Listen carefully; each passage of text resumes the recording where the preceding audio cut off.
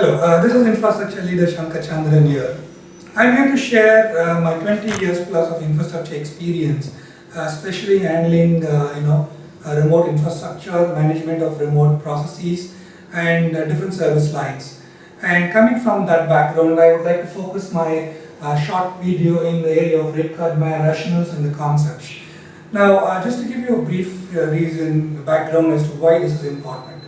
Every leader, who's managing a function, should look at managing an environment in a very commoditative approach. Number one, in terms of how you break down the whole process, what the constructs behind these processes are, and what would it cost for you to do a unit level of a process, and how do you optimize. So you have to get to a cost of unit, right?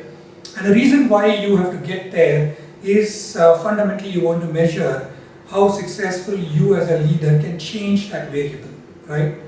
Now, for you to change it, you'll have to first build it. For you to build it, you'll have to understand the stages involved in creating a unit rate structure. And that's what I want to introduce here, my experience on how I built a rate card in handling the remote infrastructure management service. So, for a leader to be successful in building this rate card, following the assumptions, right? Some components are HR related, some components are related to market trend in terms of market pay guidelines, and these are areas which leaders should be familiar, and if you are not familiar, probably a discussion with HR would be required. And then organization should be a very layered in approach, because you need to have, if you don't have a layered approach, I will give you the consequence of establishing an organization which is not layered. And then we're talking about assumptions based on what it would cost for, based on cross training, general training, all these training environments, right? Now, why would you need to assume this, and why would you need to understand this? When you're running an organization and you as a leader, you would have to know what the productivity of a person is, at least at the ballpark figure in terms of percentage to start with. If you have to compute that number, you'll have to know what are those activities that would make you unproductive, at least from the business point of view. Training and and the so-called spirit events, fun with employees and recreations, those are supposed to be non-productive when it comes to rate card rational, at least from that point of view. But everything else becomes productive, right? So you have to know what all these are, and if you have to know all this, you better have to know what your cross training that you will have to do or execute this year to scale up the people, and then what are those general trainings that will improve, broaden the skill level of the people, and then those mandatory programs which are bound by the corporate strategy, and then the quality training for it to deliver a world-class training. These are things that one should know, right? And then the labor law component, right? If you're working in a region, you'll have to know the government regulatories associated with it, so that when you're developing a strategy or a rate card, you don't force people or operations to breach that point of violation, right? So you'll have to know that part. So let's get back to the next slide, and I will tell you how the rationals are. So based on assumptions, this is how I did in my real life, right? I assumed based on the labor law in this country, it says you've got to work for 40 hours a week, right? Although it says you can work 48, but typically most standardized approach would be to go for 40. So we're talking about 30 holidays, which is about 20 holidays and 11 non-annual holidays, which is about 30, and weeks in of the year is 52. So these are the basic assumptions you start with. So then let's start computing the non-productive, right? So as a business, you've computed based on the 4 categories that I listed out in my previous slide. Let's say you take an average of 48 hours. Not all people are going to go through all the trainings, but it is important that leaders consider 2 parts of it. A person who's going to complete all the training, and the person who's going to complete 50% of the training, and he has to take an average of these 2. And that would put him on to a number to start with, which is 48 hours. This is pretty much the starting point. Now let's compute what the employee's productive hours per year is. So you took the 40 hours per week into 52 hours, which puts you on 2080 hours. That would be the working hours of employee, not the productive hours. And then you take the leaves away, which is about 30 into 8, which is 240 hours. You minus these 2, you get 1782, which is the productive hours.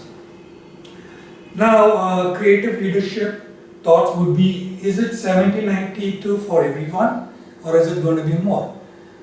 In my context, I have considered 18-40 as a standard, because not all people prefer to take all the holidays, right? There are some dedicated employees who don't want to do, but in most contexts we take this 80-40, 18-40, and I've been successful in demonstrating that 18-40 for the last 8 years. So that's my number, that's my magic number. But in this, I'm going to proceed with 1972 because that's how I'm doing. And then I get the general cost of the company by band. I work with HR, and then the HR gave me a number saying for band 4 people it was like 20,000 US, 530, 640, and management 50. And then I divided this whole by 1792, and I got a unit hour cost, which was 13, 17, 23, and 28. Now, let's go to the next slide, and I will be able to show you in terms of, what the next level of computations are beyond this, right? Now, in the year 1, because the salary is appreciating, so there needs to be a component of increase that has to happen year on year, and you have to do that now because you're going to take a 5-year average to be running the business successfully. So in the year 1, it was $12, 17, 23, 28. And then you did you went and did a so-called 5% incremental year on year, because organizations, so-called incrementals per year in an average is about 5 years. The best is 22, the low is about 2.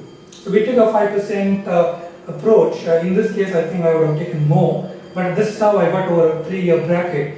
And then I took a 3-year average, which was 13.4, 19, 25, and 31. Now, one should note the unit band rate, because we'll explain if you want to know what the unit band rates are.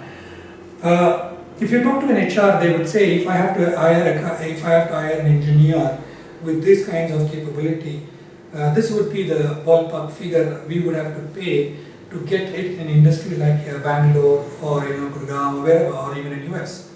And then you have to load up all the costs like his perks and benefit, everything, to arrive at the so-called the unit band rate. And then you have that 1792 to divide with. Organizations should have laid approach to get the maximum benefit, because I will go back and tell you how you can tweak the productivity and work scope to gain maximum productivity of the organization. Now, and then based on the history of assumptions, you go back and you see how much of training hours you're going to spend on people. And then based on the working region, one should know what the leave plans are, because in US, at least in US, they have a very solid Christmas and maybe Thanksgiving Day and maybe the other Ashes Day. Beyond that, there is nothing out there, but it's still about 20 days in all. But in India, it's 30 days. And then and in Europe, you have a different philosophy, right? So let's move to the next slide, and I will give you a little brief on what it is. So we have assumed that you built a structured approach of having an organization with 4, 5, and 6. For a moment, let's leave the management out. And then what you did in the year 1 is just you did a business assumption. As a leader, you would say, I want 80% of my work, lower level work, to be done by band 4. I want the next top level work, the complex work, to be done 14% by band 5 and 6% by band 6. In the year 2, because the salary is appreciating and your cost to run the business also is increasing, you will have to do a little shift, right? You've shifted about 8% of work away to these people, because they've gained the maturity of running this business for 1 successful year. Obviously, they're very good at doing things. So you shift 8% of work this side, and then you reduce their work from 14 to 7, and then subsequently reduce from 6 to 4.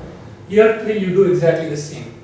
Now, once you do this, you know what the cost of running the business for next 3 years, typically in the form of rates, unit band rates, right? And then I would tell you how you compute the management cost, right? So let's go to the next slide.